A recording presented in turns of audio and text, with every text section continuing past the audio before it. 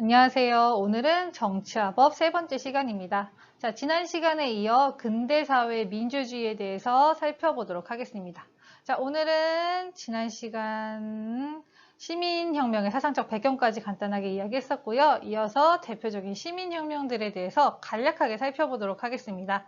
자, 먼저 영국의 명예혁명은 국왕의 전제정치에 대항해서 발생하였으며 의회가 제출한 이로운 권리를 밝힌 법전이라는 뜻의 권리 장전이 승인받음으로써 국민의 기본권을 헌법으로 보장하고 그에 따라 국가를 운영해야 한다는 입헌주의가 확립되었습니다. 그래서 영국은 이 명예혁명을 통해서 절대왕정이 무너지고 이제 헌법에 따라서 국가를 운영하는 이런 입헌주의가 확립되게 되었고요.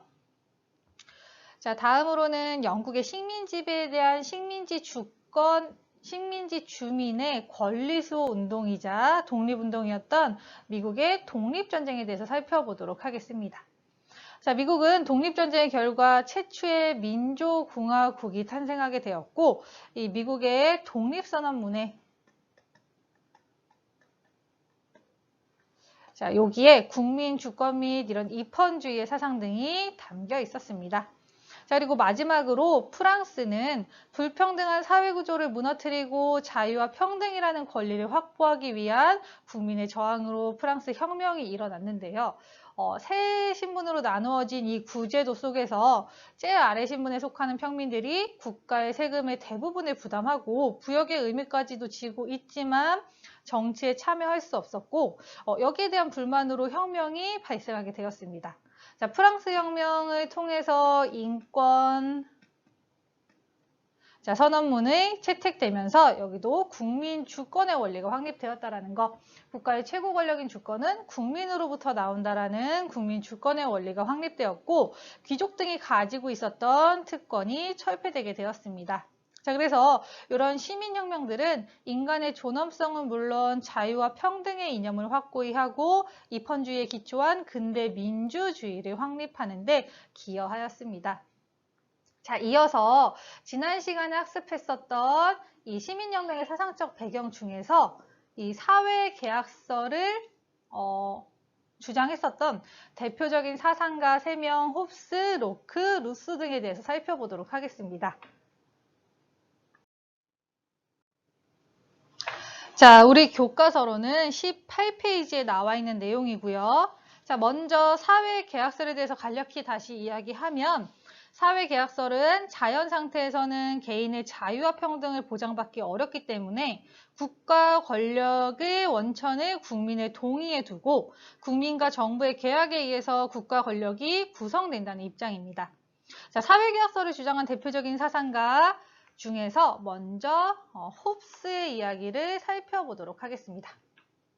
자, 홉스는 우선 인간의 본성이 선천적으로 악하다고 보고 있어요. 그래서 이것 때문에 자연 상태에서는 만인에 대한 투쟁 상태가 나타난다라고, 그래서 서로 자기의 권리를 지키고 자기의 이런 생명들을 보존하기 위해서 싸우다 보니까 언제 죽을지 모르는 위험한 상태에 처하게 되어 있고 늘 투쟁 상태에 있게 된다라는 거. 그래서 서로의 안전을 지키기 위해서 계약을 맺어서 국가가 탄생됐다라고 이야기하고 있습니다. 자, 이때 사람들은 자신의 권리를 모두 리바이어던이라는 절대 군주에게 넘기게 되고 군주만이 주권을 가지고 있는 상태라고 이야기를 해요. 자, 홉스의 내용 중에서 중요한 이야기겠죠. 여기서는 홉스는 이 개개인이 자기가 가지고 있는 모든 권리들을 전부 양도한다라고 해요. 누구한테?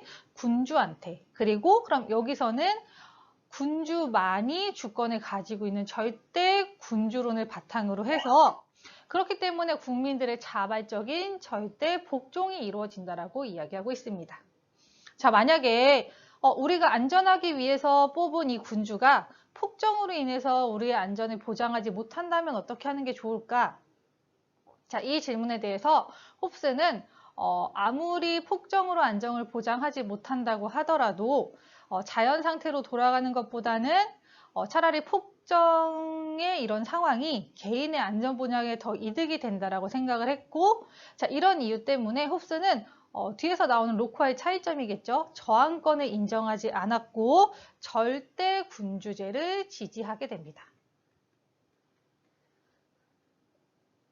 자, 그래서 그 군주에게 모든 주권이 가 있는 이 군주의 강력한 힘을 바탕으로 국가를 이끌어 나가는 상태를 주장하게 되죠. 이유는 자연 상태보단 그래도 개개인의 안전을 보장할 수 있기 때문에. 자, 그러면 두 번째로 로크로 넘어가서, 자, 로크는 인간의 본성이 백지와 같아서 선하지도 악하지도 않다고 봤어요.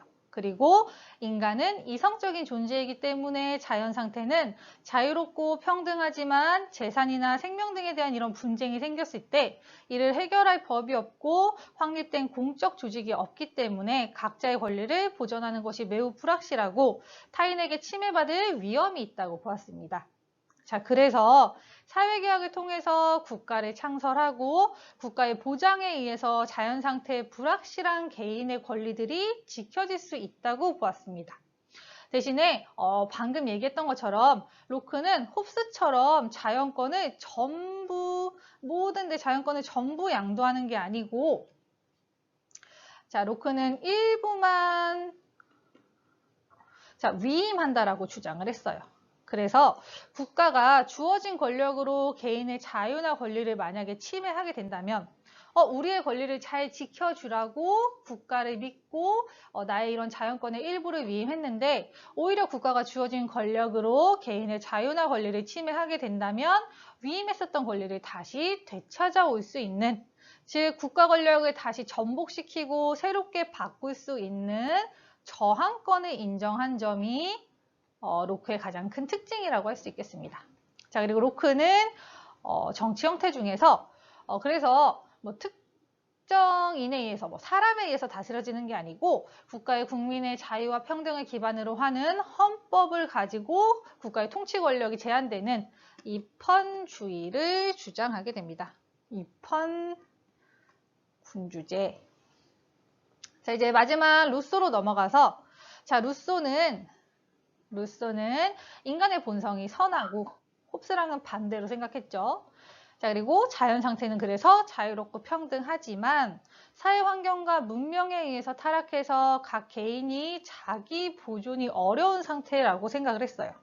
자, 이렇듯 개인의 자유와 이런 자연이 파괴되는 현상을 방지하기 위해서 국가를 건설해야 된다라고 보았고요. 이때는 국가는 개인과 개인의 의사를 합쳐서 공공선을 실현하는, 자, 공공선을 실현하는 이런 걸 추구하는 일반 의지를 실현해야 된다라고 이야기했었던 게 루소의 주요 주장이에요.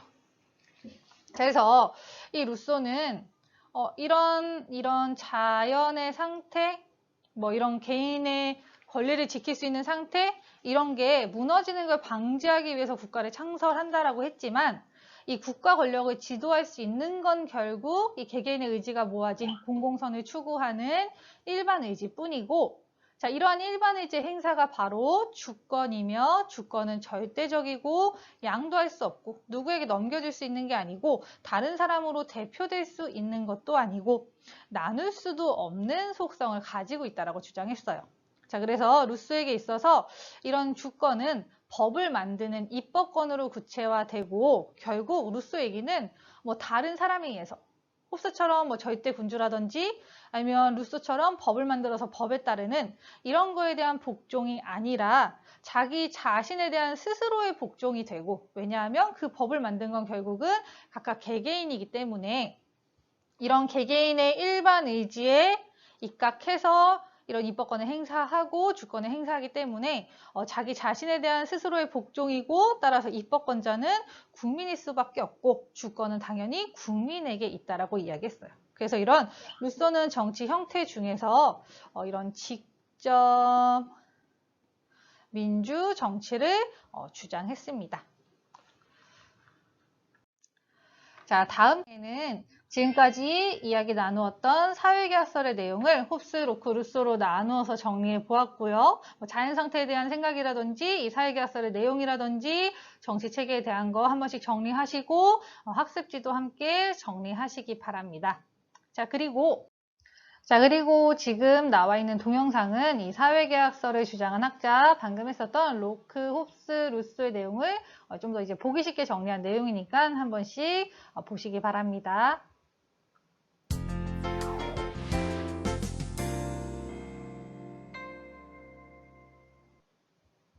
영국의 홉스와 로크, 프랑스의 루소, 이 세 학자의 공통점은 무엇일까요? 이들은 절대 왕정 시대의 왕권 신수설, 즉 왕권은 신이 부여한 것이라는 사상을 부정했던 사회계약설의 대표적인 학자들이랍니다. 이들 모두 자연 상태에서 자유롭고 평등한 개인들이 어떠한 문제를 해결하기 위해 서로 계약을 맺고 국가를 구성하였다고 주장하였습니다. 그럼 세 학자의 이야기를 한번 들어볼까요? 모든 개인은 자유롭고 평등하게 태어나지만 이기적인 본성을 가지고 있습니다.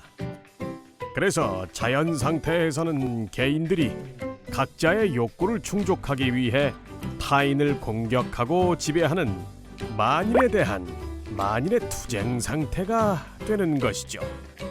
결국 이러한 자연 상태에서 벗어나기 위하여 개인들은 서로 계약을 맺어 국가를 수립합니다.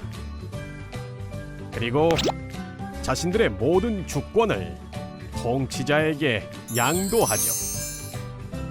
이제 국민들은 강력하고 절대적인 권력을 가진 통치자가 평화와 안전을 보장하기 위해 내리는 결정에 저항해서는 안 되며 절대 복종해야 합니다.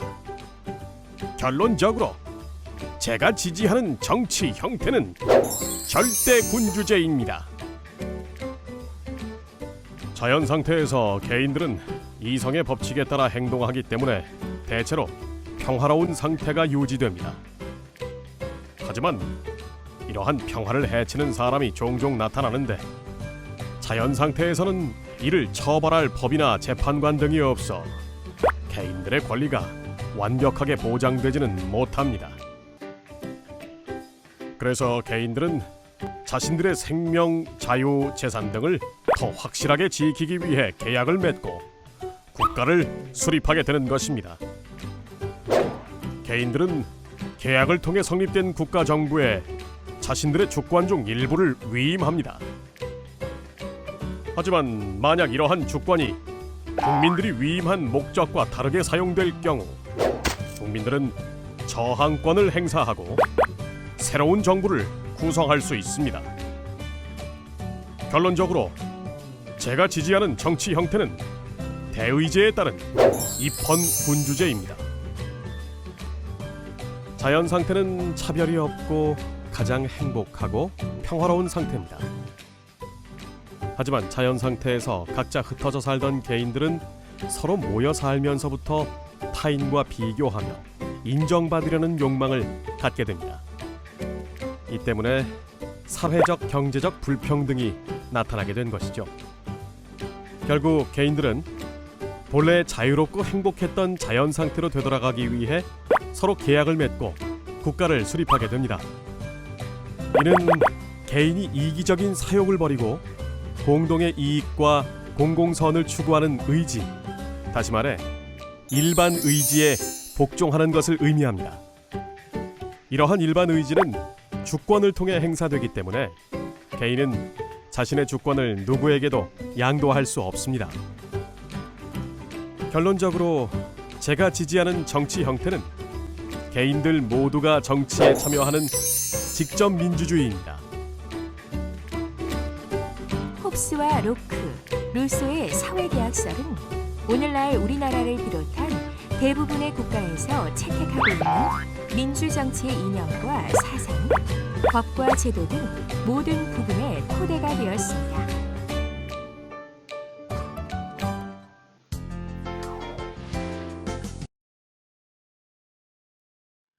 자, 근대사회의 민주주의로 다시 돌아와서 이제 마지막으로 의의와 한계점에 대해서 살펴보도록 하겠습니다.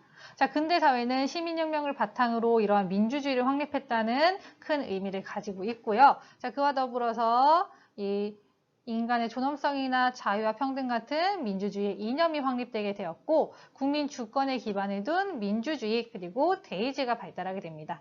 자, 그리고 이 이전까지는 왕의 마음대로 이런 왕 한 사람의 그런 국가 권력을 독점하고 행사했다면 이제는 왕이 됐던 누가 됐던 이런 국가 권력은 법에 따라 행사해야 된다라는 법치주의가 확립되게 됩니다.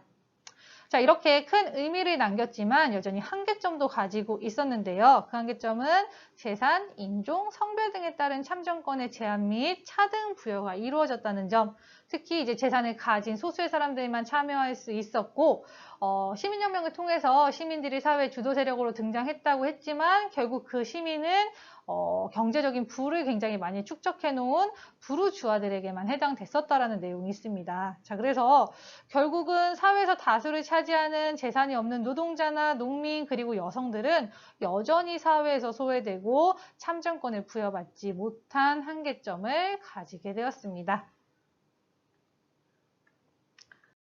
자, 그래서 이제 마지막으로 현대사회 민주주의 과정을 살펴보도록 하겠습니다. 자, 근대 한계점이었었던 이런 참정권을 부여받지 못한 소외계층들이 나온 문제는 자, 현대로 넘어오면서 자, 1830년대 후반부터 영국에서는 이런 차치스트 운동들이 시작돼서 노동자 계층까지 참정권이 확대되었고 19세기 후반부터는 미국, 영국 등에서 여성들이 참정권 운동을 전개하는 등 이 소외되었던 계층들이 스스로의 권리를 찾기 위해서 투쟁을 시작하였고 그 결과 많은 나라에서 성별, 신분, 재산 등의 제한 없이 일정한 연령에 도달한 모든 사람들의 선거권을 법으로 보장해주는 보통선거제가 시행되게 되었습니다. 그래서 일정 연령 이상이면 누구나 선거에 참여할 수 있는 걸 우리가 보통선거라고 이야기하죠. 자, 우리나라도 일제로부터 독립한 후 1948년 치러진 선거에서 일정 연령 이상의 남녀가 모두 참여할 수 있는 보통선거가 실시되었고요. 특히 이 소외되었던 계층 중에서 가장 마지막으로 참정권을 획득한 게 여성들이었거든요. 그런 입장에서 보면 선생님도 그렇고 여러분도 그렇고 뭐 모든 사람들이 당연히 그렇게 생각해야 되지만 지금은 우리가 너무나게 당연히 생각하고 있는 이 참정권에 대해서 이런 참정권을 우리가 부여받기까지 그런 노력했었던 이런 역사적인 사건들을 다시 한번 되돌아보면서 꼭 자기의 이런 정치 참여에 대한 권리들을 인지하고 적극적으로 정치에 참여할 수 있는 사람이 되길 바라겠습니다. 자, 그리고 이어서 이제 현대사회 민주주의의 모습을 살펴보면 현대사회는 사회가 거대해지면서 모든 사람들이 모여서 사회 전체의 문제를 함께 의논할 수가 없게 되었어요. 예전에 고대 그리스 아테네에서 직접 민주 정치가 가능했었던 이유는 영토가 좁고 국민들의 수가 많지 않았기 때문이었는데 자, 대부분의 오늘날 현대 사회들은 워낙 영토가 넓어지고 인구가 많아서 이런 직접 민주 정치를 할 수가 없었고 대부분의 나라들이 대표를 통해서 실시하는 대의민주주의를 시행하고 있어요. 또 그리고 영토 문제뿐만이 아니고 사회 문제나 제도가 전문화되고 복잡해짐에 따라서 이런 일반적으로 대의민주주의를 많이 시행하고 있습니다. 대의민주주의에 대해서 다시 한번 설명하면 대표를 선출하고 이 대표들이 많은 사람들을 대표해서 사회 문제를 의논하는 것이고 우리 얼마 전 치러진 총선처럼 우리는 선거를 통해서 이런 우리의 의견을 대신 전달할 국회의원을 뽑고 국회의원은 그런 지역민들의 의견을 잘 모아서 이런 국민들의 의견을 반영해서 법을 만들고 정책을 결정하는 것이죠. 자, 이런 건 오늘날의 사회에 굉장히 적합한 측면이 있지만 대표들이 시민의 의사를 정치에 정확하게 반영하지 못하거나 전문적인 지식을 갖지 못한 일반 시민들이 정치 문제에 대해서 무관심해지는 일들이 발생할 수 있는 한계점을 가지고 있었어요. 자, 그래서 현대사회에서는 그런 대의제가 가지고 있는 한계점을 해결하고자 이런 직접 민주정치의 요소를 도입하게 되었습니다. 거기에는 국민투표제, 국민소환제, 국민 발안제 등이 대표적으로 들어있고요. 이 내용들은 뒤에서 다시 간단하게 살펴보도록 하겠습니다. 자, 그리고 이런 직접 민주정치 요소 도입에도 불구하고 국민들이 정치에 무관심해지고 단순히 관람하고 있는 구경꾼으로 전략하고 있는 문제들을 해결하기 위해서 시민들의 자발적인 정치 참여를 강조하는 참여 민주주의도 강조되고 있습니다. 특히 요즘처럼 정보통신 기술이 발달하면서 인터넷과 같은 통신 매체를 통해 국민이 쉽게 정치 과정에 참여할 수 있게 되면서 인터넷 신문고나 SNS를 통한 다양한 정치적 견해를 주고받는 등 시민들의 다양한 의사가 국정에 반영될 수 있도록 제도를 실시하고 국민들의 정치 참여 기회를 확대하고자 노력하고 있습니다. 자, 그리고 이 이전에 근대사회에서도 당연히 법에 따라서 국가를 다스리는 법치주의가 확립되었지만 자, 다음 시간에 배우겠지만 단순히 법률의 형식에만 맞추는 게 아니고 그 법률이 가지고 있는 내용도 정의에 합치돼야 된다라는 실질적인 법치주의도 이런 현대사회에 대두되게 되었습니다. 자, 이 내용은 다음 시간에 이런 법치주의 내용을 하면서 다시 한번 살펴보도록 하겠습니다. 자, 그리고 앞서 말했었던 현대사회 직접 민주정치 요소 3가지. 자, 국민투표제, 국민소환제, 국민발안제. 자, 국민투표제는 국가의 중요 정책을 국민의 직접적인 의사를 물어 결정하는 제도이고요. 우리나라는 대통령이 필요하다고 인정할 때 외교, 국방, 통일 등에 관한 중요 정책을 국민투표에 붙일 수 있도록 법제화되어 있습니다. 자, 국민소환제는 선거로 선출된 공직자를 임기 만료 전에 투표를 통해 파면하는 제도이고요. 국민발안제는 국민이 직접 헌법 개정안이나 법률안을 제출할 수 있는 제도예요. 하지만 우리나라에서 현재 이 2가지는 제도화되어 있지 못하고 이제 국민투표제만 실시되고 있고요. 국민소환제 같은 경우는 주민소환제 정도가 시행되고 있는 거여서 특정 구라든지 지역구에 있는 이런 대표 이런 사람들을 다시 소환하는 주민소환제는 예전에 한번 시행됐던 걸로 알고 있습니다. 자, 오늘은 여기까지 해서 민주주의의 발전 과정에 대해서 살펴보았고요. 다음 시간에는 이어서 법치주의의 의미와 발전 과정에 대해서 살펴보도록 하겠습니다. 자, 오늘 너무너무 고생 많으셨습니다.